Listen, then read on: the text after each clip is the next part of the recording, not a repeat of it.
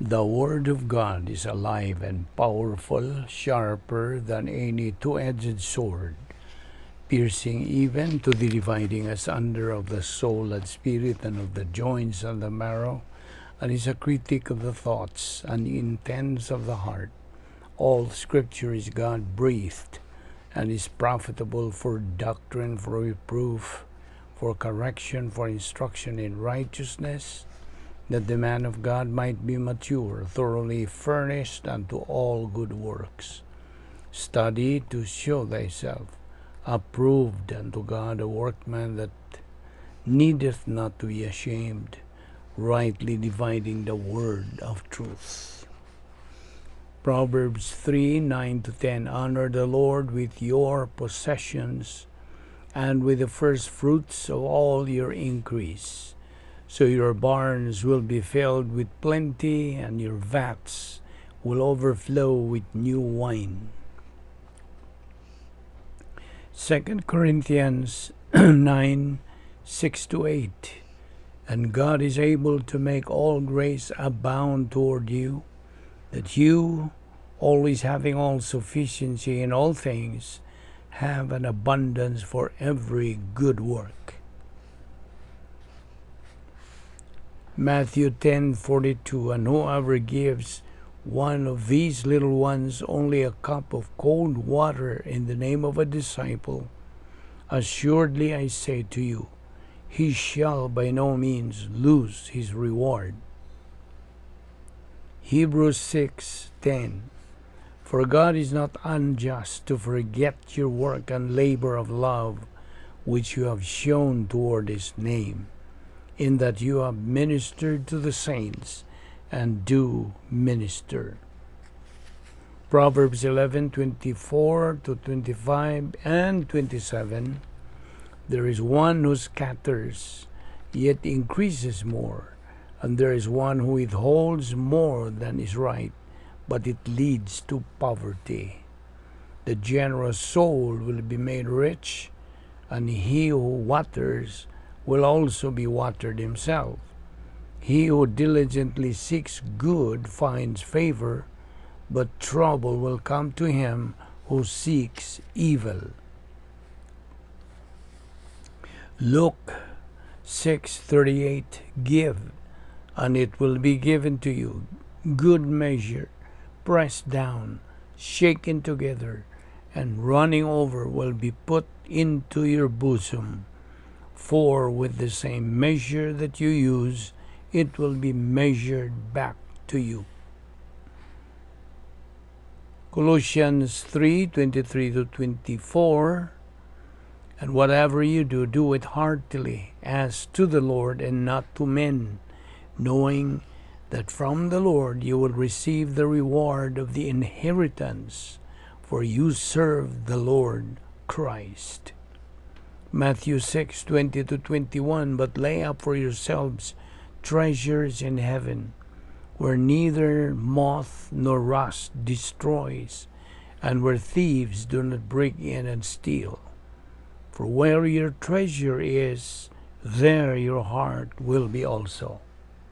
Before we start our Bible study today, as usual, we have to use the principle of 1 John 1:9, the rebound technique, otherwise called the recovery technique. Gikinahanglan na itong paggamit ni ini, aron kita mahibalik sa itong pagkikambitay sa Diyos, fellowship with God, o ang Espiritu Santo makadumala sa atong kinabuhi. So, kini atong buhaton kung gikinahanglan man, o galang kanimo higala nga wala pa'y kalwasan ang imong tulumanon, aron ikaw makasud sa plano sa Dios, mao ang paggamit sa imong free will, aron ikaw makahimos labing menungdanong desisyon. The decision to believe in the Lord Jesus Christ as Lord and Savior. Kini lamang ang bugtong paagi sa kaluwasan. Therefore, sa wailangan, moadto dayon kita sa hilom mga pagampo. Let us pray.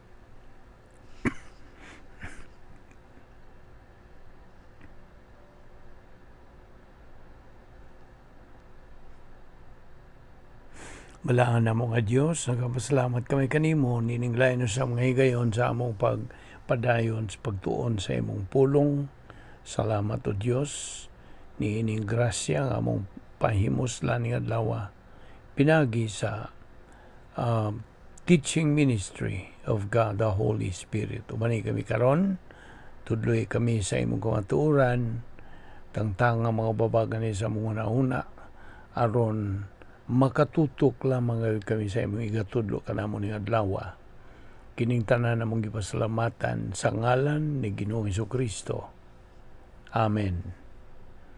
Maayong adlaw sa tanan nato mga subscribers, mga higala, atong mga sidingan, atong mga igsoon diyan ni Kristo. Welcome all of you with warm and mainiton nga pag-abi-abi kaninyo. Well, niya pa kita magadupot sa atong tunanan nga giuluhan the protocol plan of God. Okay, una sa tanan atong ipadayon din kita mohonong kagahapon nga our Christian life cannot move an inch forward apart from learning, studying, believing, and applying the Word of God in our life. So, aron nga abanti kini atong espirituano kinabuhi, then atong tumanon ang mando sa Dios.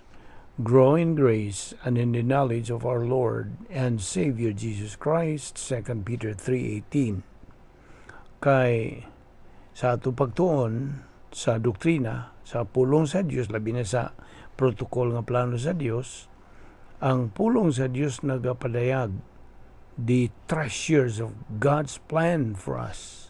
Yes, that's the only way we can learn the treasures of God's plan.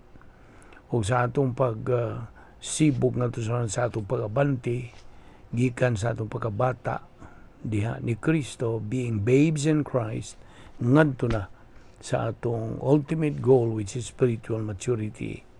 Only then can we begin to execute the protocol plan of God. So, kung wakay pagtuon, pagkaton, pagtuo, paggamit sa pulong sa Dios, that is our obligation ingon nga mga anak sa Dios, aron makabot nato ang espirituhanong pagkahamtong, diin na nakita katakos pagkinabuhi. Then, maura ka na ang higayon nga kita makatuman sa protocol nga plano sa Dios. Aniya kita si kaduhang bahin sa plano sa Dios. Okay? Phase 2. Kaya phase 1, human naman, luwas naman ta. Phase 2, believer in time. Phase 3, ini kauman sa itong kinabuhi din sa yuta.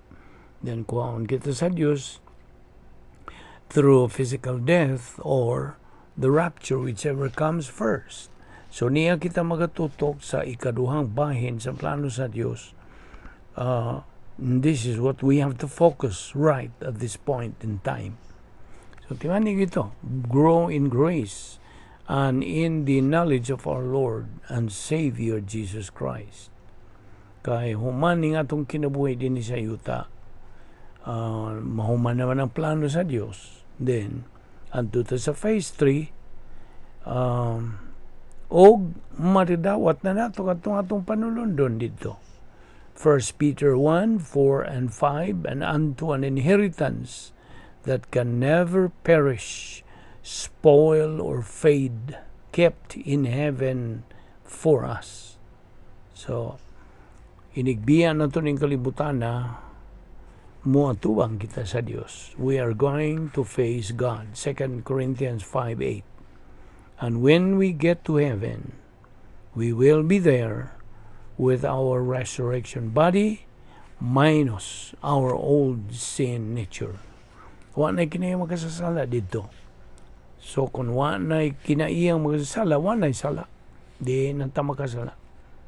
So when we get to heaven, we're going to see and come face to face kang Ginoong Hesukristo uban sa iyang binanhaw nga lawas, and we uban usab sa atong binanhaw nga lawas.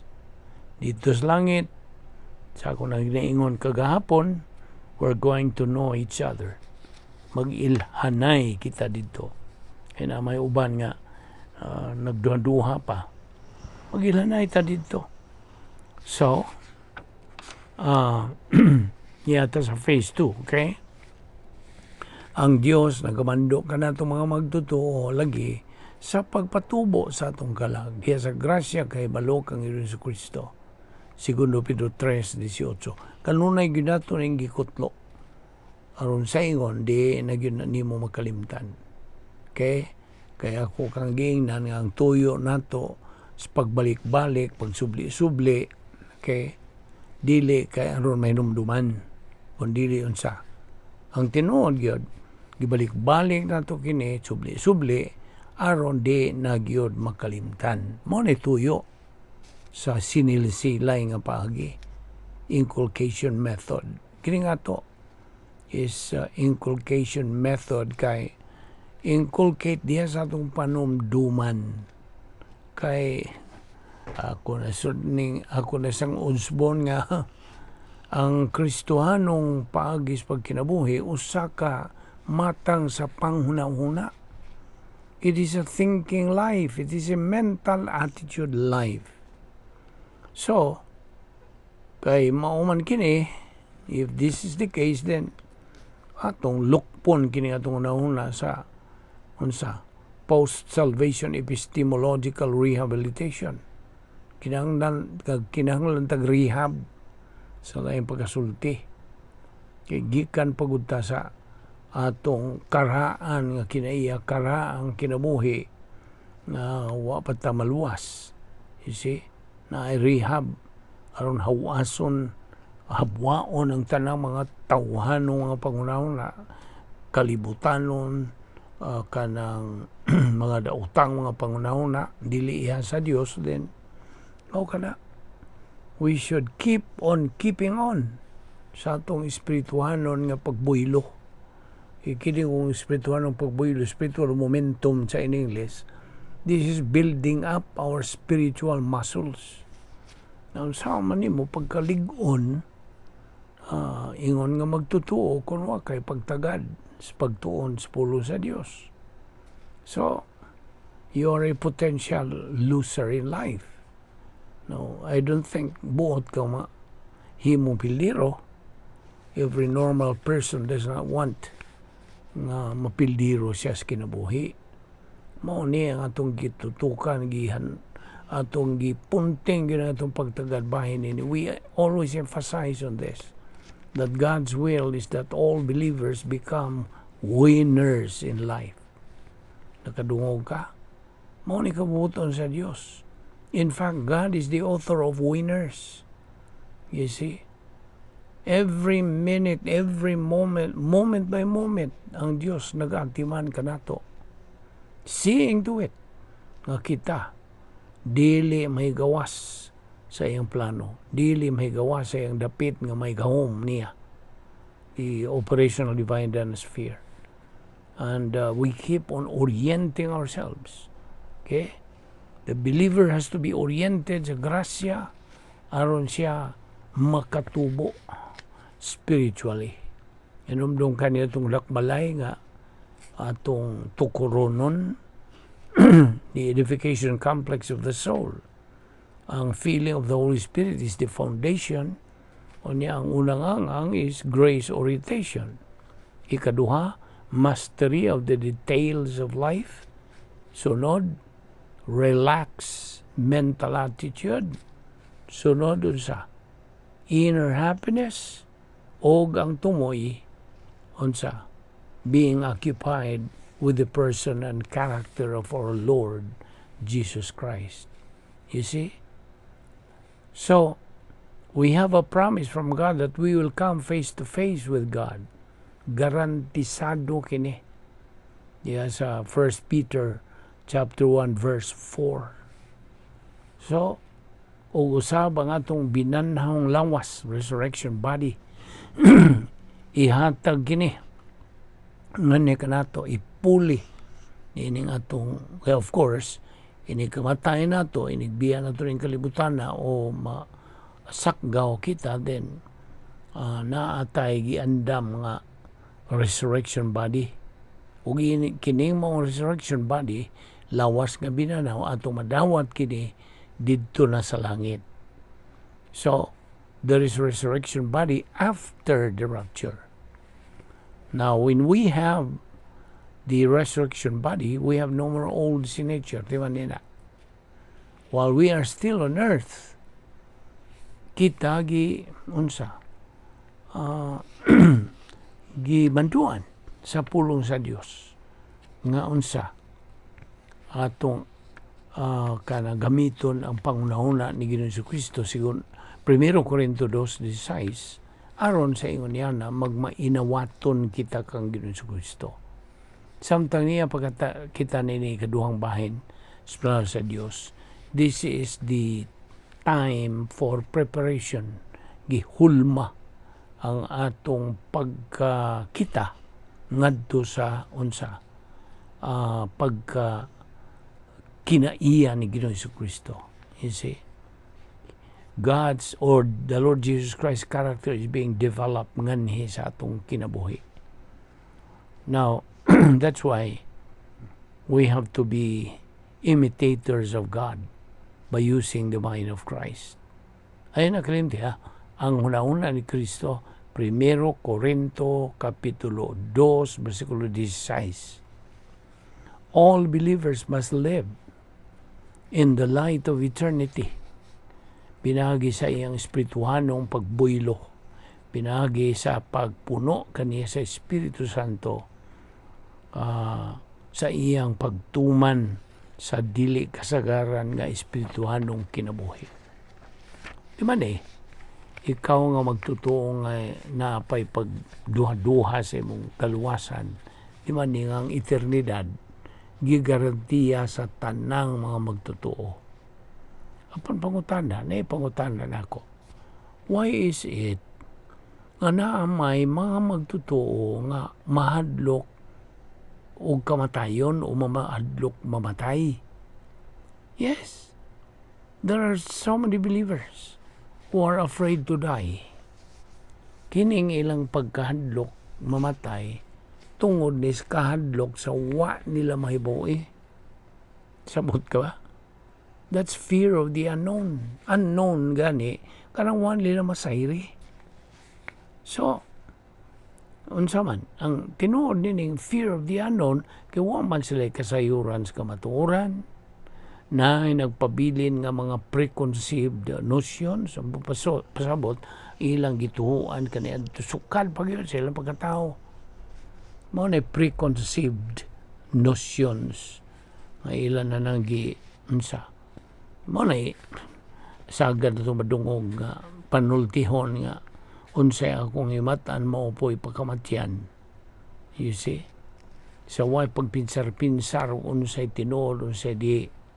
You see, mo na preconceived notions. Ang ikatulo nga tubag nganong naamay mga magtutuong mahadlok mamatay tungod kay ang ilang mga pasiuna sa kinabuhi sayop. They have wrong priorities in life. Now, atong hinumduman nga ang plano sa Diyos alang kanato giandam na kini sa eternidad. It has been prepared in eternity past by God Himself. Di man na ang Diyos mismo may nag-aandam na niini. Now, eternity. Ang eternity, dili ni mo na mahulagway by human words, no. In fact, it is beyond human description and expectation. Now, ang atong heavenly place, ang dangit nung dapit, atong puyan na dito sa langit, gihulagway kini o murag mga mansyon. Di lang kay mura, basta kay mo na gihulagway sa John 14:2, in my Father's house are many mansions. If it were not so, I would have told you. Muna'y pulong ni Ginoong Kristo. So, alang kanimo magtotoo, ang Roma 8:1 nagkanayon usab, there is no more condemnation to all believers. Wala. Libre ka na. Nakalingkawas ka na sa paghukom nga moabot sa mga katawhan. Remember, all believers are in union with Christ. Ug kanang pagka-union, pagkahiusa diha ni Kristo, hangtod na kanas wala na katapusan. That is eternal relationship. So, di man, ni katong episode 8:9, we have been saved by grace through faith, that not of yourselves, it is a gift of God, not of works, lest anyone should boast. Titus 3:5, not of works of righteousness, which we have done. Now, ako na po ning baliko, no? Kahuman gyud sa pagsakgaw sa simbahan after the rapture of the church. Mao ang judgment seat of Christ. Kining judgment seat of Christ, di yun kay paghukom. This is evaluation time. What is to be evaluated then? It is our works. Remember what's going to be evaluated. Kung ibalik ka nagpangutana nimo, ang atong mga binuhatan, whether human or divine good, kini sila pag himuan o pagtasal pag-evaluate. Now, tuwa na gianda mga itong mga panulundon. Now, 1 Corinthians 3:11, sa gisulti niya, for no one can lay any foundation other than the one already laid, which is Jesus Christ. So, ang foundation, ang patukuranan, mao si Ginoong Kristo. Our works will be manifested, evaluated, tested by fire. Pinagi kalayo. 1 Corinthians 3:13. If your works are human good, kini gitandi sa kahoy, kugon ug dagami. Kini sila gitawag sin English og combustible. Ang sabot pasabot, dali rang mo silaob, dali rang masunog, mo silaob, masunog na ganina, mo silaob ka na, og hangtod maugdaw. So, unsa pa may kantihan? Wala na. Kaya nangasunog naman, ugdaw naman. Anas 1 Corinthians 3:12. So, if our works are human good, they are combustible, no reward. Wala. But if your works are divine good, gitandi ka na sa pilak, bulawan ug mahalon nga mga bato, they are non-combustible. Sindihir ko na mo siga na, dili na masunog, dili na maugdaw. So, mora na gantihan sa Dios. Ang resulta, rewards dito na sa unsa langit. Unya, gawas pa niya na ang escrow blessings. Ipangapod-apod dito. So, Ephesians 1:3, God has prepared spiritual blessings for us in heavenly places. If we walk, kung kita na nagawi sa atong kinabuhi on earth, pinagi sa epistemological rehabilitation, then atong madawat ang atong escrow blessings.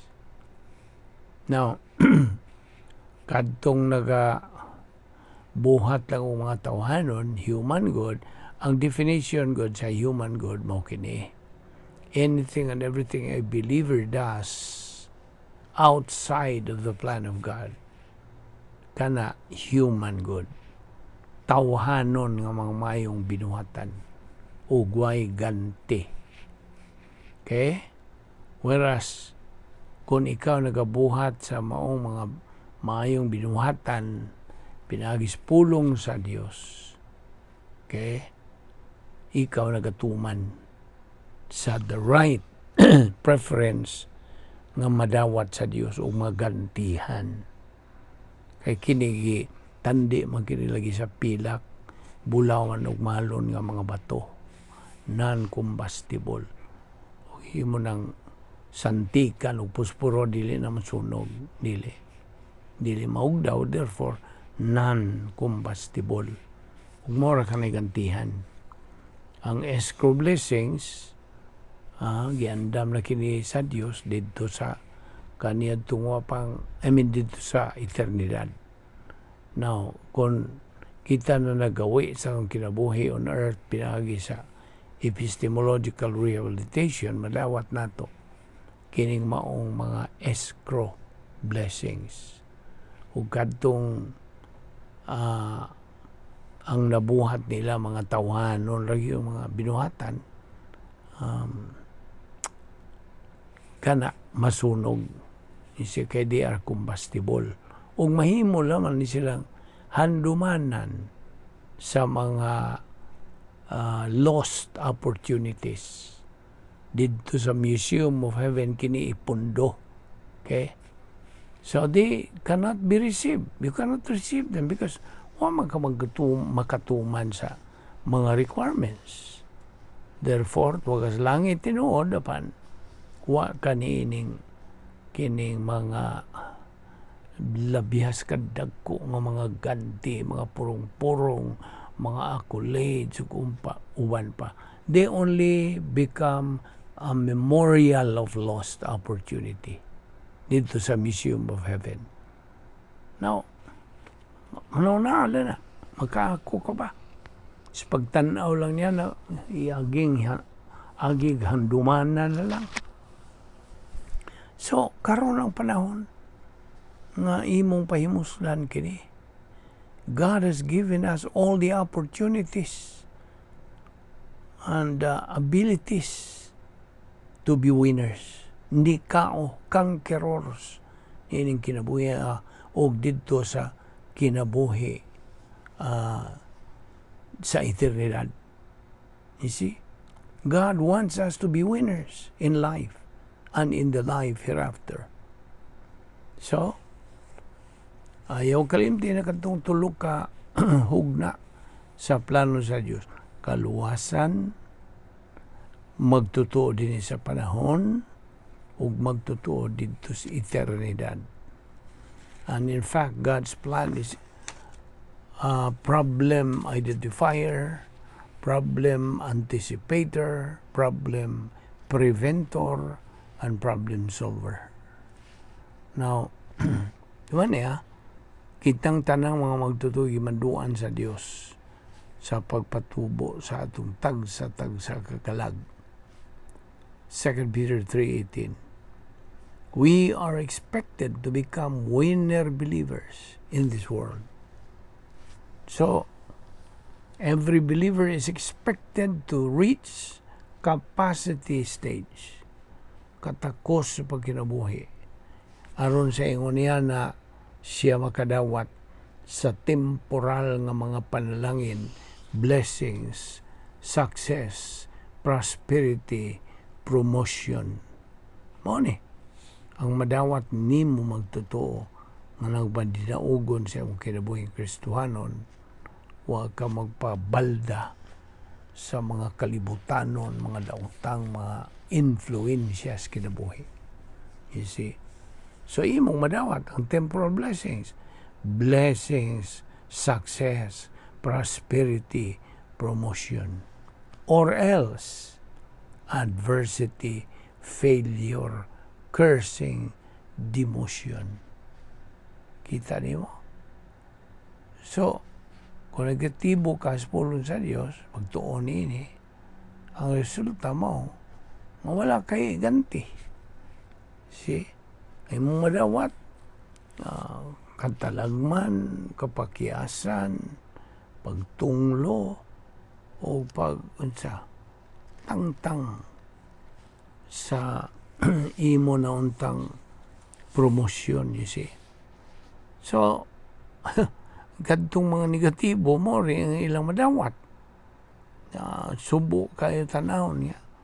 Ang ilang madawat, mga katalagman, kapakyasan, pagtunglo, o pag-us-us sa ilang imbis sila i-promote na demoted.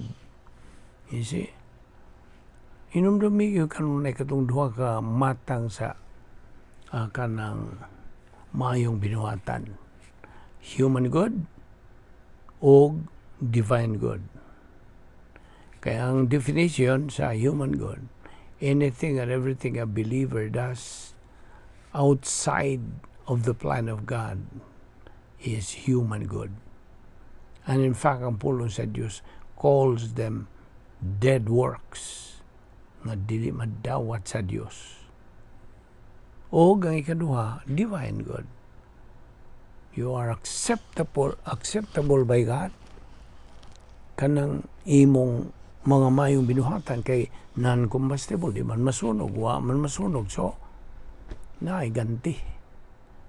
So, atong timanan kaniya nga atong mga binuhatan, himuan kini og pagtasal didto sa judgment seat of Christ. 1 Corinthians 3:10. So, mao ni ang mga katawhan karong panahon na sila ning psychological, dili ni spiritual, psychological human defense mechanism. Sama pananglitan sa sublimation, denial, projection. See? The opposite of these mga butanga is God's 10 problem-solving devices. Kaya binimo, ang usa ka magtutuo nga negatibo ngadto sa pagtuon sa puro sa Dios, why siya may hibao? He does not know how to handle problems in life. So, sa diha nga mo, atubang siya mga suliran, bisag gamay lang ka ng mga suliran sa kinabuhi, readily he would blame God. Tungod niya na, pinagi siyang pagsulit. Why did God let this happen to me?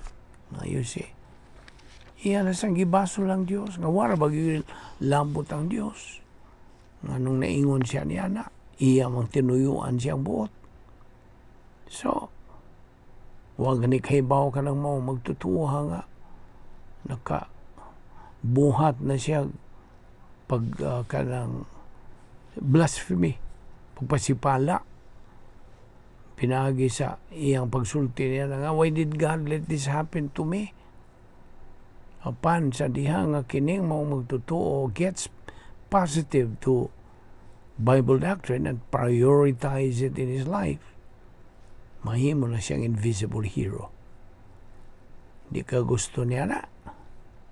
So, ani ay caution, pasidaan kanimo magtutuo. This is addressed to our fellow believers. Watch out for the culprit. Unsa may culprit ni self-righteous arrogance and legalism. Ayaw yung padaog niya na. Bantay gina. Bagmatngon yun niya na. Now, hindi nilang muna kita kutob karon sa itong pagtuon bahin ining protocol plan of God. Now, diya sa kaya napupo. Kaya magampo, balaan na mga Diyos. Nagpasalamat kami kanimo. Yung layan na sa mga higayon sa among pagtuon, sa among pulong, hinaot. Imo kaming dadon din ni ugma sa among pagpadayon, sa pagtuon ni ini. Salamat sa teaching ministry of God, the Holy Spirit, na nakakaton kami og dugang kamatuoran. Gikan sa imong pagtudlo kanamo. Kining tanan among gipasalamatan sa ngalan ni Ginoong Hesukristo. Amen.